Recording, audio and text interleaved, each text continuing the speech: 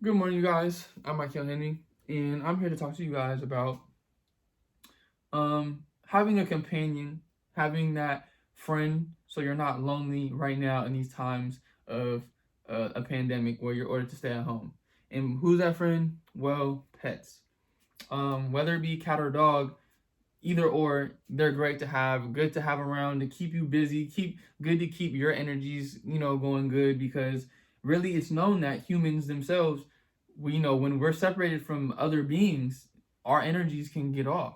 So having that companion can keep you more in tune with okay, what you're doing. Having someone to take care of can also keep you up with responsibilities to where you're not falling off on your daily routine because there's something that you need to or someone you need to take care of every day on the daily.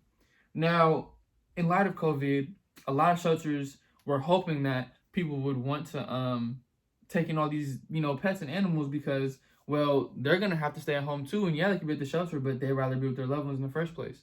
But good thing is it makes sense because people being lonely, like I said, led to a lot of shelters and a lot of breeders getting like a huge increase in sales or people coming to take in these pets and animals. Now, shelters have been said through the New York How to Help article that there's been a 70% increase between this year and last year of people coming in and taking these pets out of these shelters. Even some shelters have been said to be cleared out, and it's crazy because these shelters are barely ever cleared like that, but they've been cleaned out with all their animals and pets, which is a good thing. Now, this How to Help article goes through and kind of helps talk about what you should do and the daily things going through in this light of a pandemic with your pet. Um, to start off, yeah, like like I said, you were lonely. You got the pet. Now you have the companion. Now you're sitting at home, and they're a little baby pup, whatever. What should you do? Well, first of all, they're like a child. They need things to do to keep them busy. They have this energy inside of them that they want to release and get out. So the first thing I would do, which I did in Florida when I was even with my aunt and staying, and she had her dog, Miniature Pinscher. We took them on walks. You know what I mean? You have to take them outside. First of all, take them outside to get that energy out. Teach them, try to get them potty trained if you can early on. You know what I mean? Go and pee outside. But not only this, but taking them outside helps them get accustomed to the world around them. Now you're gonna be inside most of the time, so you can't really take them out, all the time, which you can in some places, but you know what I mean. You're trying to stay inside as much as possible, technically.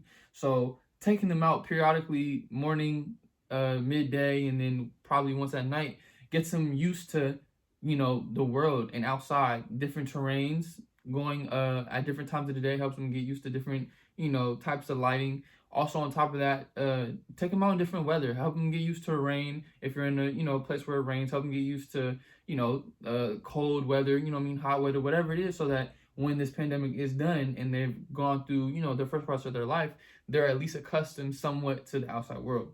Now, not only that, but getting them accustomed after they're done eating. I mean, after they're done exerting all this energy, get them accustomed to their eating schedule, getting them accustomed to, eating right after they, come inside. So that means, getting the right food. Oh, one might think where to get the right food. Well, Google. You have it as your tool. Everybody has the internet as their tool. Use it. Um, Look up just the cat or dog, the breed, the weight, the size, and it'll tell you the age, and it'll tell you exactly what foods you would need to get for this type of animal. Same thing if you call a veterinarian, do the same thing. They will tell you the exact food what to get. And even though we're in a pandemic and you might not want to go to the store, well, you have things like Amazon to go ahead and ship these things right to your door. So there's no excuse for really anybody to not being able to take care of their pet. You know. Not only I'm sorry, got an itch.